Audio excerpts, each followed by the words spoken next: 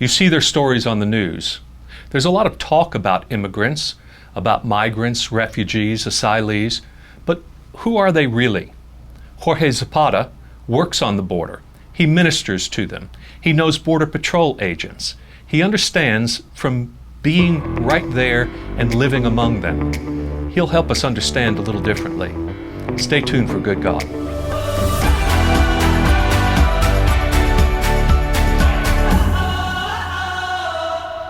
Welcome to Good God, conversations that matter about faith and public life. I'm your host, George Mason, and I'm pleased to welcome to the program today Jorge Zapata. Jorge, glad to have you with us. Thank you, sir. Jorge is the Associate Coordinator of the Cooperative Baptist Fellowship of Texas and the founder of Heart for Kids, yes, a program dealing with kids along the border, yes, especially those who are in vulnerable state yes, because of their migrant status and the like. And so we have a lot to talk about in that regard, okay, Jorge, because of your passion for these fellow human beings who find themselves in a migrant status and are incredibly needy as they come to us crossing the border. Yes. And you've lived along the border in Harlingen now, yes, and continue to serve in that way. And one of the things I've learned from you is that the common representation of the circumstances along the border is not always an accurate picture. There's another story to tell, one that's based upon your living among and being present with people. What would you like people to know about the circumstances these days at the border? Well, the crisis that we have, or there's a big need. Mm-hmm. These people come with fleeing from violence and poverty, and I heard so many stories from the Central American people, and they make you cry. Yes, you have to hold on back your tears and become strong, because those stories are so sad. Mm-hmm. Some of those moms, what they go through, what I have seen their children go through. I myself, being a migrant, I was born in Mexico. I was here undocumented from the age of I was here. We came over a year and I was 1.5 years old, mm-hmm, and I became a U.S. citizen at the age of 12. Okay.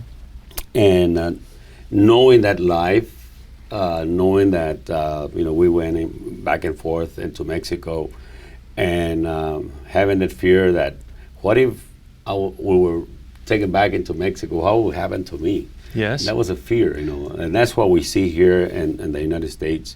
The migrants have come in, mm-hmm, and especially the children that came in as babies. Mm-hmm. I've been a pastor for 32 years, and I helped a lot of families that just they arrived with these babies, and why they came here, because they were trying to give the children a better life. That's why I'm here. My dad wanted me to have a better life, mm-hmm, and I have. And so now I can relate to these migrant families that are coming into yes, the United States right now. I know the circumstances. I saw my parents going through a lot, mm-hmm, and we had to work to help my parents. So now what we see on the border seems like reliving my life, but through the life of now a new generation, families. Yes. But now I'm right in the head, right on the front lines. Yes. What am I going to do about it? Jorge, you talked about the fear that yes, you lived with for the first 12 years of your life. Mm-hmm. What does that do to a child, to a family that lives with this constant sense of looking over their shoulder and wondering what will happen to them next? Well, that fear, you think about your future. Mm-hmm. How long I'm going to be here. You're enjoying your life here. Your life is, when I was here, and I grew up, for me, I was an American citizen, mm-hmm, but I was not. Mm-hmm.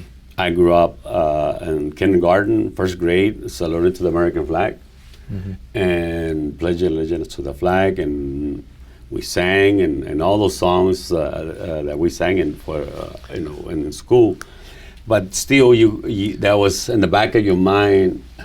You didn't belong here. Yes. You wish you could be here, but you wish you were a citizen. And but going back home, we went to reality. Yes. School was like a future, a better living, and that's where that dream of becoming someone. Yes. My dad, when we were back home, he will let us know, you want to work hard, you want to be in the sun from 6 in the morning to 6 at night. If you don't get an education, you're going to be like me. My dad only had a first grade education. So he was a migrant worker. He was. He came Agricultural. here when the time where they was called abraceros. When they came in to work in the agricultural the guest fields. worker program. Yes. Yes. Okay. And my mom and him was one of them. But my mom was a U.S. citizen living in Mexico. I see. So my dad had lived all his life doing this, no education at all, and didn't know how to write or read. Yes. But when we were born, he wanted to give us a better life. And so we have often complicated legal status Yes, sir. with folks. So here you are, born in Mexico, living undocumented as a child. Your father, but your mother is a United States citizen, Yes.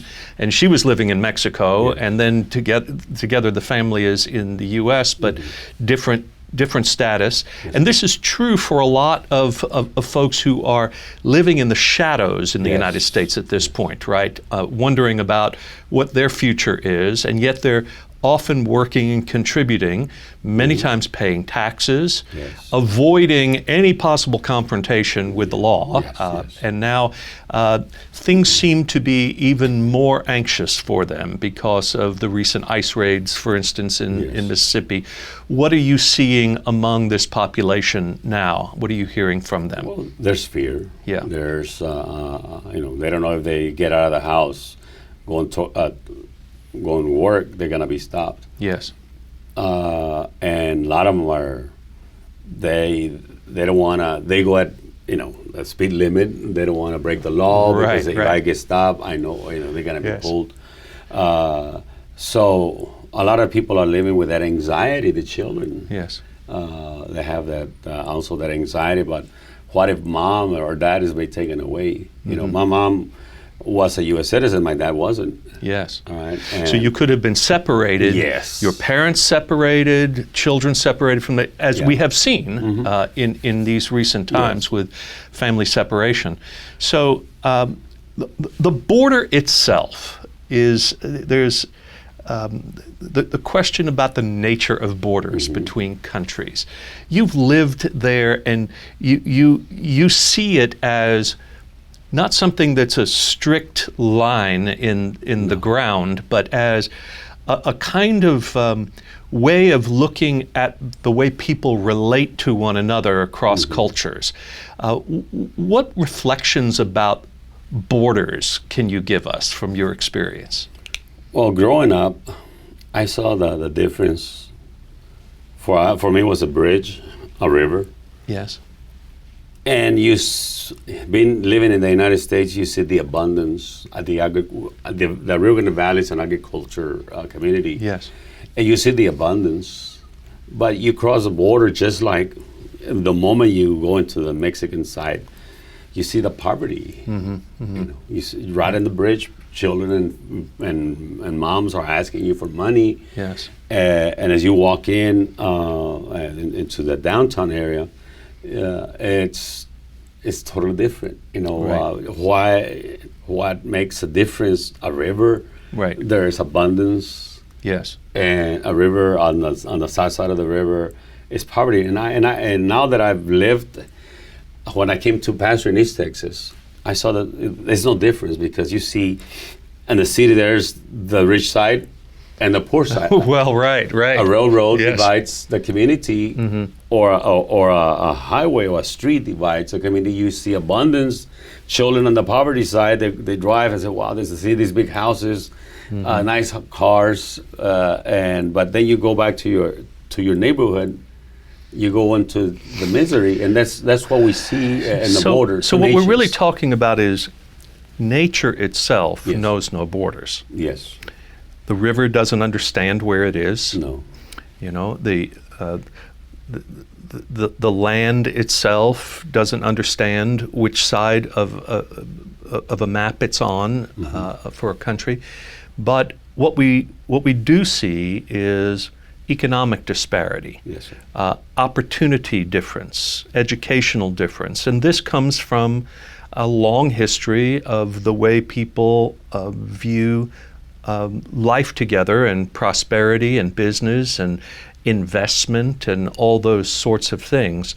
So when we talk about trying to solve some of the desperation that is occurring at the border, it seems that the challenge is not just whether we have an easier access across the border, but whether there's opportunity in Mexico and in Central America for people to live and thrive in their own communities. How do you see us addressing that as a nation that would completely change the nature of this? Do you have thoughts about that? Well, I always think about that. When I came to pastor in East Texas, first time I ever been around a lot of white people. I come from the border, Right. and I was not a minority; I was a majority. And when I arrived to East Texas, I was a minority, and then the Hispanics started to grow, Yes. and the county officials, city officials from the city I was pastoring, they called me in. How can we help the Hispanics? Yes. And first of all, that I said, we need to educate you on the culture. Aha. Because it seems like they're invading our country, they're invading our city, they're invading our And we're county. hearing this language of invasion more and more. Yes. But if you understand this, it already happened many years back when the migrants were coming from Europe. Yes. All right. Well, there was an invasion of North America. Yes, yes. But now it's Latinos that are becoming a majority, and but we should also point out that Texas itself was previously Latino, right? Yes, I mean, it was this was Texas. It's not as if that white American Texans were here all along. My cousins, all my family comes from Spain. Yes. So my cousins that came here first, they've been here before the United States was the United States. Exactly. Yes. My wife is Native American. And she's been here, and she lived in Texas. Her family, right? So we. So who is an American? Who is an American? Really, who's an right? American? Yes, yes. And the other thing that I see that we call ourselves Americans, all right? And you see it on TV. Yes, we Americans. But for us, like Latinos, we live on the border.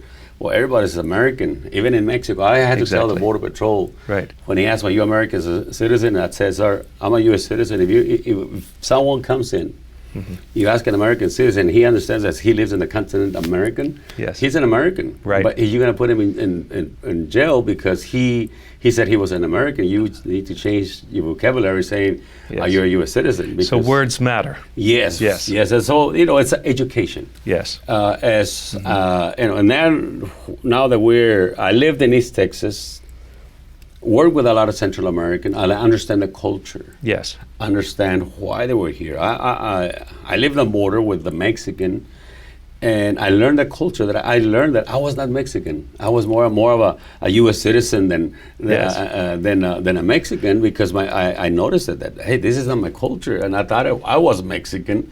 Yes. And in my mind, but my lifestyle was not Mexican. Well, let's put a comma there for a moment. We're going to take a break and come back, and I'd really like to pursue more of this language of culture.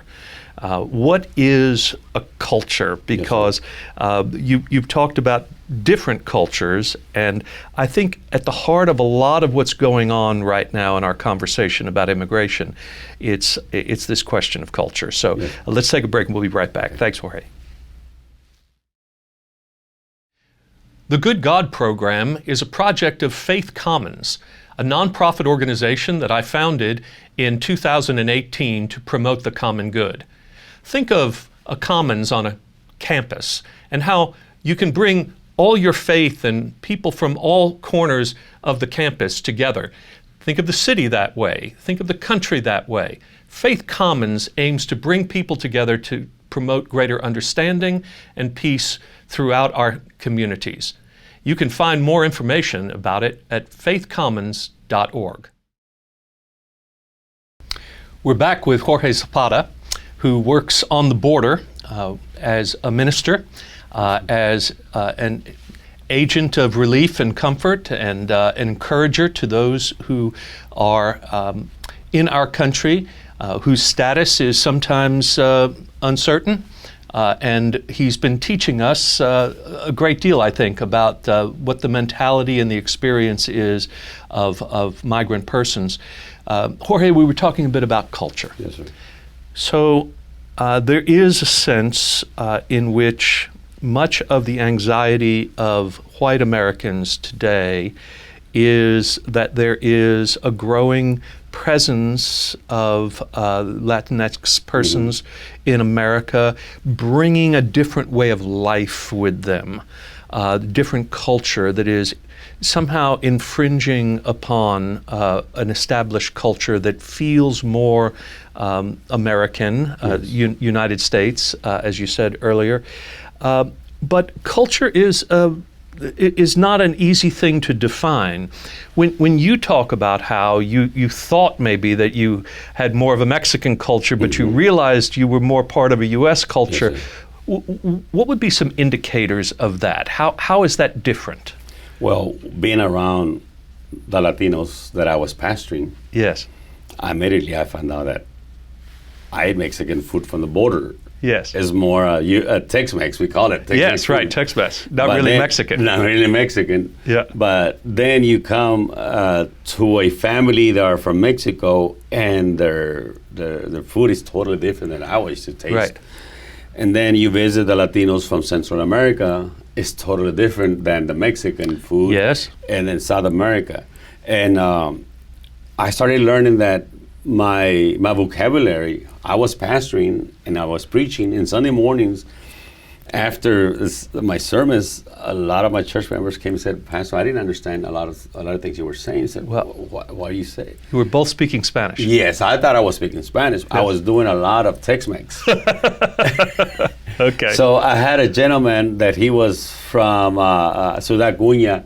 He was bilingual. Yes. He speaks perfect Spanish. And I said, you know what? Sit in the front and get all my Tex words, and write them down for me. Yes. And every Sunday he had about from 50 to 60 words Oh, my that I was goodness. saying during my sermon that I didn't know that I thought it Really? was Spanish, you know. Oh, that's so interesting. And he was doing a great job. And when I looked at her, wow, I need to correct myself. I need to start. Okay, so this is an important distinction, I think. You're talking about language, you're talking about food. Yes. But when people have anxiety about culture, I don't think it's about food or language. I think there's a perception that there's a difference in our understanding of our humanity, Yes. our values, our faith, that feels threatening to us. But Jorge, do you see those differences? Do people value family differently? Do they value goodness and kindness differently? Or have we made something more than it is here? No, it's everything is common. Yeah. There's a lot of things in common. Right. It's just our economical It's economics. economics. Right. It's, you know that we love the Latino culture. Is a very friendly culture. Yes. It's a very hardworking culture, and you know you hardly will see Latinos asking for food Right. on the streets because it is a big no-no. Yes. Yes. You know, I remember Self-reliance is a big yes value. You know, my Yes. dad always told us God gave you 2 hands and 2 feet, Yes. Don't ever be begging for money. You know, Right. If you go beg for money because you're lazy, So what does it feel like to people who hear the accusation that there is an invasion of people who simply want to get public benefits and they want handouts? What does it feel like to people who hear that? that is a big lie. Yeah. Because I was working when I was in East Texas. This is where I learned a lot of working with the federal government and state and county. I learned a lot of the laws, Yes. and I used to interpret in the courtroom in the district and county and city court. And I got to learn a lot of laws. And when the amnesty program came in, I learned a lot of immigration laws. If you were here with a green card, and you apply for food stamps, you will be disqualified. You will be deported. If any public, if you apply that you want to go into a housing, a government housing, if you want, Medicaid, whatever, if you a regular green card person, you'll be disqualified from becoming a U.S. citizen. Yes. You'll be deported. Now, a non-documented, he cannot apply it. Right. Anybody who works for the government, they cannot apply it, and immediately You're going to be deported. They're not. Yes, Yeah. and they don't get no benefits from the government. Right. The only benefits they get is when they walk in, they put them in those processing centers that they have lights, they have air right. conditioning. Right. But that's the only thing. But they don't have any benefits. They don't receive benefits, and that's a big lie. I've been hearing it for so many years. Yes. And I work. I work with the public. I work with families. I work with government, along with the government. Not along with the government, but I have helped interpret for the food stamps office when I was in East Texas, and I can assure that no one was qualified for that because you have to be a U.S. citizen. So this is about making political points. It's not about actually solving the problems of people here. Yeah. But there's another thing you and I have talked about, and that is that we have sometimes a misperception of the actual Border Patrol agents and the people who are trying to enforce the laws and to deal with those who are coming across the border in various ways. How would you characterize the difference between many people's perception of them and the reality of the people you know? Well, I've been dealing with the Border Patrol since I was a child, and they're there to protect the borders. Since I know about that.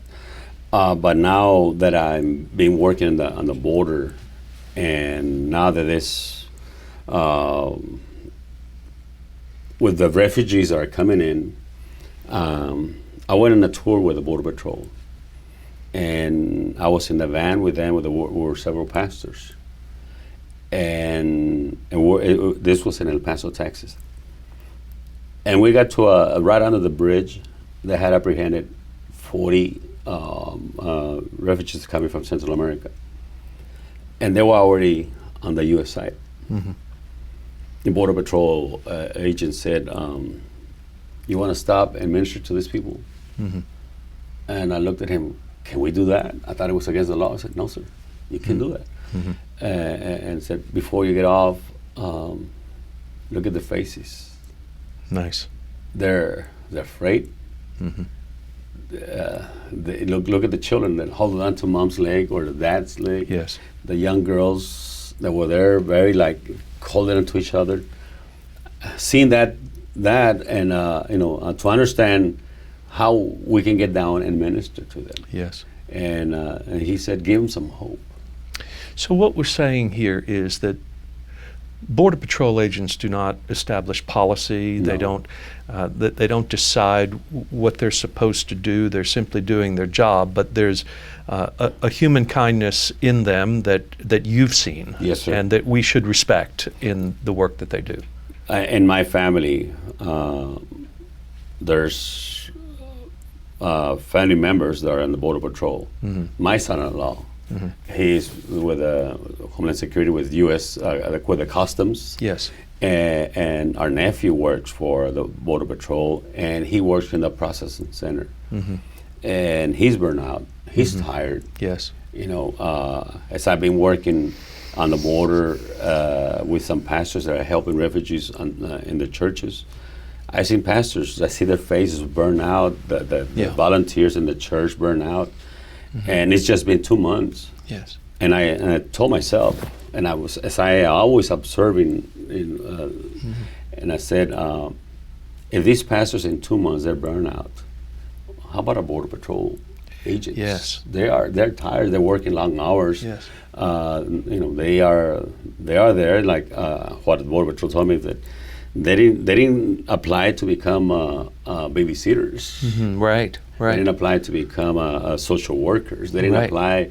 They're being asked to do things that they never had been trained to do, and the facilities and resources are makeshift very often, and we are doing charitably with the churches and helping organizations what can be done, but there's systemic change that has to happen, isn't there? The border is totally different. It's a different world than what is in Dallas, Houston, Chicago. On the border, there's a lot of border agents that are sitting in the pews of a lot of Christian churches. Yes. And some agents, because they attend a Hispanic church, they might be sitting with some undocumented church members. And as a pastor, what do you do? Wow. Yes. You see, and when you hear all these negative things about they say about the Border Patrol, I had 5 agents sitting in my pews. And they do not look around them to try to figure out, when services are over, how can I arrest these people? They're civilians, not as if they're working. Like they said, if I see my brother in Christ and I have my uniform and I'm doing my job, I want to have to apprehend them. Right. I will hate to do that, but I was hired and I pledged to protect the borders of the United States of America. Right. And they are humans. They have feelings. They have children. They have a wife. They have a husband. Right. And on the border, it's different than you might have an agent here, but we have agents over there. There's pastors' sons are Border Patrol. There are a lot about them are. I know a lot of Border Patrol. There are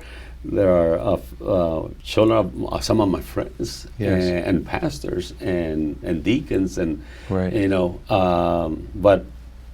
my son-in-law, he's a custom agent, a U.S. custom agent, and I know him. He's a great dad. He's a great father, a great son-in-law, and when I hear stories like this. It bothers me. I don't get angry. It just bothers me because, those people that are, maybe a reporter came to the border and saw something, they reported immediately, but they don't see the full picture. No, sir. Right. I receive mission groups. Yes. I received a mission group from Tennessee. Yes. And there were about 70 of them. The majority were youth. They were all excited to come see the border wall. They were all excited to go. And see the levees from the river because they hear about it in the news. They've seen it for so many years, and I arranged for them to do 3 things: go feed the refugees at the McAllen with the Catholic Charities Reception Center, visit the border wall, and visit the Rio Grande. And it's to be educational for them. Yes. When they came and they were with the refugees, they were crying. Right? And they said, it's not what we hear in the news. When I took them to the border wall, we were out there in the levee, there's cameras all over. Immediately when they see a lot of people on the border, you see a group of people coming, Well, a border patrol car came and stopped. What are y'all doing here? I said, well, I'm teaching them about the border wall and immigration. And I asked him, can you do me a favor? Can you teach them about your job? What do you do? He started telling them. Very friendly. Yes. And he said, he told them, we have refugees coming in, by the hundreds, but sometimes by over 1,000. And also we have people crossing drugs. Mm-hmm. And they tell him about his work during Yes. the day and during the nights. And I think they get the picture with you on the border patrol car, Mm-hmm. and they all were standing there, and they say, "Yeah, go ahead." It's some memory for them. And So you're really humanizing this Yes, and sir. helping people to understand it differently from just the distance of their geography and also the media Mm-hmm. in those portrayals. Jorge, there's so much more we could talk about, Yes, but sir. you've helped us so much to understand a little differently. And thank you for the education. And we pray for you and your ministry Thank you very ongoing. much. And we're grateful for all that you do. Thank you. God bless Thank you for inviting me. Okay. Bless you.